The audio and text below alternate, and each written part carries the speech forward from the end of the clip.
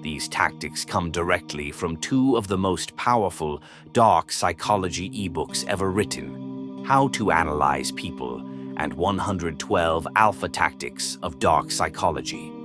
These two books are the foundation of everything we break down here. Both are linked in my bio on Beacons. Go get them after this video. Today we are going deep on 7 of the most dangerous tactics in existence. Not surface level, not a quick list, full breakdowns, real examples, so you can recognize each one the moment it starts happening to you. Let's get into it. Tactic 1. Covert contracts. Tactic 1 is one of the most common manipulation tactics in existence, and almost nobody talks about it. It is called the covert contract. A covert contract is an agreement that only one person knows about. The manipulator decides in their own mind that if they do something for you, you owe them something in return. But they never tell you. They never ask. They just act. They do you favors. They show up. They give without ever asking for anything back. And in their mind, a debt is being recorded. A silent transaction is taking place. You just didn't know you were signing anything. Then one day they come to collect. And when you don't pay what you didn't know you owed, they explode. They go cold. They say, after everything I've done for you. And because you genuinely didn't know, you feel guilty, confused, like maybe you really are a bad person.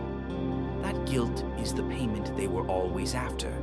Example, a guy in your friend group always drives you places, always shows up, never asks for anything. But internally, he is keeping score. One day you make plans without including him. Suddenly, he is cold, distant, passive-aggressive. You ask what's wrong. He says nothing. But in his mind, you violated a contract you never agreed to. The defense. Generosity with hidden expectations is not generosity. It is investment with interest you don't know you're paying. Watch for people who give constantly but never directly express what they want. Tactic 2. Identity hijacking. Tactic 2 works by making you manipulate yourself. It is called identity hijacking. Every person has a self-image, a story they tell about who they are. I am loyal. I keep my word. I am strong. I don't abandon people. Identity hijacking is when a manipulator locates that self-image and uses it as a lever. They don't tell you what to do. They remind you who you are, and then let your own identity pressure you into compliance. It sounds like this. I just didn't think you were the type of person to walk away from someone who needs you. You've always been the strong one. I know you can handle this. I thought you were different. Guess I was wrong. Each of those sentences ties the action they want from you to the identity you want to protect. Now, if you say no, you're not just declining a request. You're betraying who you believe yourself to be. Example, a friend needs money. You've already said no twice. They look at you and say, you used to be the most generous person I knew. I don't know what happened to you. Now saying no feels like losing part of yourself, so you pay, not because you want to, but because your own identity is being used against you. The defense. When someone frames a request around who you are rather than what they need, pause. Ask yourself, am I doing this because I want to, or because I'm afraid of what it means about me if I don't? Tactic 3. Manufactured vulnerability. Tactic 3 weaponizes one of the most human things about us, our instinct to protect people who are suffering. Manufactured vulnerability is when a manipulator performs weakness, pain, or need, not because they genuinely feel it, but because your empathy will fire, your defenses will drop, and you will feel obligated to help. They cry at the right moment. They share a painful story, always timed perfectly when you are pulling away or setting a boundary. They become fragile exactly when you need to be strong. Example, you sit down to end a toxic relationship.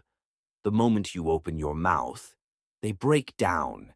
They tell you about their childhood, their abandonment issues, how everyone always leaves, how they don't know if they could survive losing you too. You came in with a decision.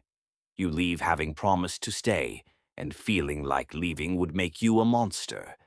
Nothing they said may have been untrue. But the timing was not an accident. Why it works. Neuroscientists have confirmed that witnessing suffering activates the same pain centers in observers as experiencing pain directly. We are wired to feel what others feel.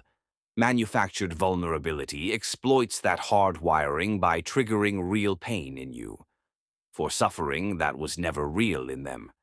The defense. Notice the timing. Does this person's vulnerability consistently appear the moment you make a decision that doesn't serve them? Genuine pain doesn't arrive on a schedule. Weaponized pain does. Tactic 4, Darvo. Tactic 4 is used by some of the most dangerous people alive, and most victims never realize it has a name. Darvo. Deny. Attack. Reverse victim and offender. Here is how it plays out. You confront someone about something they did wrong. Instead of accountability, they deny it ever happened. Then they attack you for bringing it up. Then they flip the entire situation so that, somehow, you are the problem and they are the one who has been wronged. You came to the conversation as the person who was hurt. You leave it apologizing. Example: you tell your partner they said something that hurt you. They respond, "I never said that." Deny. "I can't believe you would accuse me of that after everything I do for you." Attack. "You know what? I'm actually the one who's been feeling disrespected in this relationship." Reverse victim and offender. The original issue is gone. Now you are defending yourself against a completely different accusation. The conversation has been hijacked. Why it works. Darvo overloads the emotional processing center of the brain. When you are suddenly on the defensive, your ability to stay logical collapses. The manipulator knows this. Confusion is the goal, not resolution. The defense. When a conversation flips and you find yourself suddenly apologizing for bringing up a legitimate concern. Stop. Name what just happened out loud. "We were talking about what you said. I'm not going to move on until we address that." Refuse to let the original issue disappear. Tactic 5. Triangulation. Tactic 5 is how manipulators create competition, jealousy, and insecurity to keep you compliant. It is called triangulation. Triangulation is when a manipulator introduces a third party, real or imagined, into a dynamic to make you feel like you could be replaced, outcompeted, or compared unfavorably to someone else. The goal is to activate your insecurity so deeply that you start working to earn their approval, rather than expecting them to earn yours. Example: you are in a relationship and your partner constantly mentions someone else. "My ex never had a problem with this." Or, "My coworker told me today that I deserve better." Or they become vague and mysterious. "I've just been talking to someone who really understands me lately." Suddenly, you are not focused on whether this relationship is good for you. You are focused on beating an invisible competitor. You are trying to win a game you didn't know you were playing. Another example: a manager tells two employees separately that the other one is performing better. Neither knows the manager said this to both. Now, both are working harder, competing against each other, while the manager sits back and benefits from the output. Why it works. Humans are deeply wired for social comparison. The threat of being replaced or outcompeted triggers a primal response, one that bypasses rational thought entirely and drives behavior purely through anxiety. The defense. Ask yourself, why is this person telling me about someone else right now? What decision am I being pushed toward by this information? If the answer involves you working harder to please them, you are being triangulated. Tactic 6. Future faking. Tactic 6 is one of the most emotionally devastating tactics in dark psychology because it doesn't just control your present behavior, it controls you through a future that will never come. Future faking is when a manipulator makes promises about the future, not because they intend to keep them, but because the promise itself is enough to get what they want from you right now. They promise the relationship will get better. They promise the promotion is coming. They promise things will change.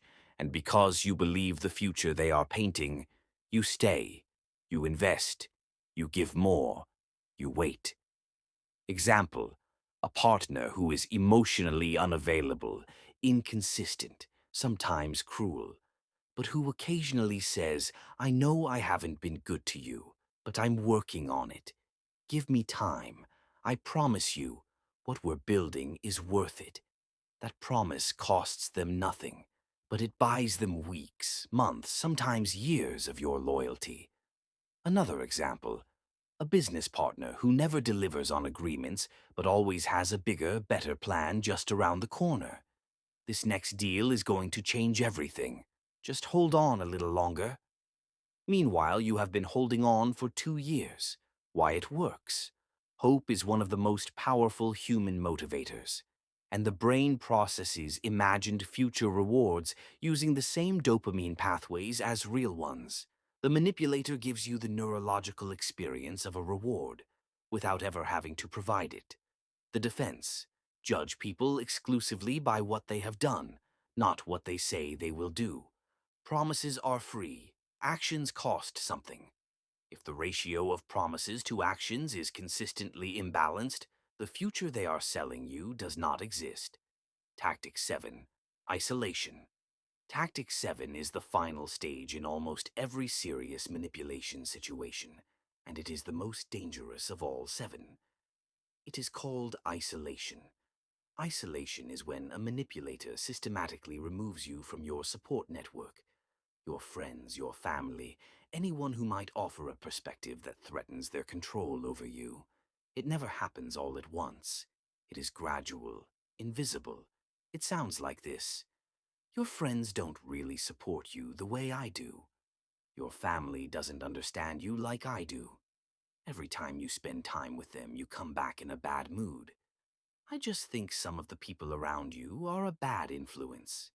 Each of those statements is designed to create distance between you and the people who could help you see clearly. Because a person with a strong support network is very difficult to control, a person who is alone and who has been made to believe that the manipulator is the only one who truly understands them is completely vulnerable. Example, a relationship that starts normally, but over 2 years, every friendship has quietly faded. You stopped seeing your family as often, and somehow the only person you consistently talk to about your life is the person who has been steering you away from everyone else.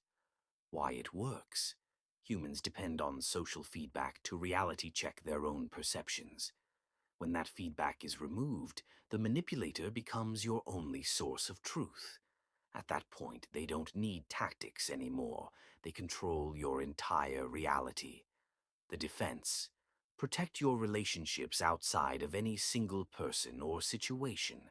A person who genuinely cares about you will never ask you to choose between them and everyone else who loves you.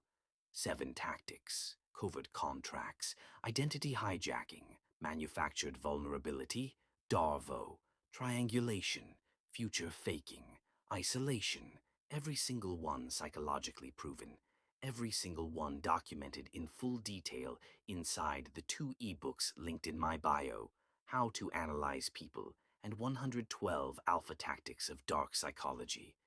These books are the foundation of this entire channel. If this video gave you value, those books will change how you see every relationship in your life. Link is in my bio on Beacons. Now I want to hear from you. Drop a comment telling me which of these 7 you have personally experienced. Be honest. The most real conversations on this platform happen in this comment section. If this video opened your eyes, share it with one person who needs to see it. I'll see you in the next one.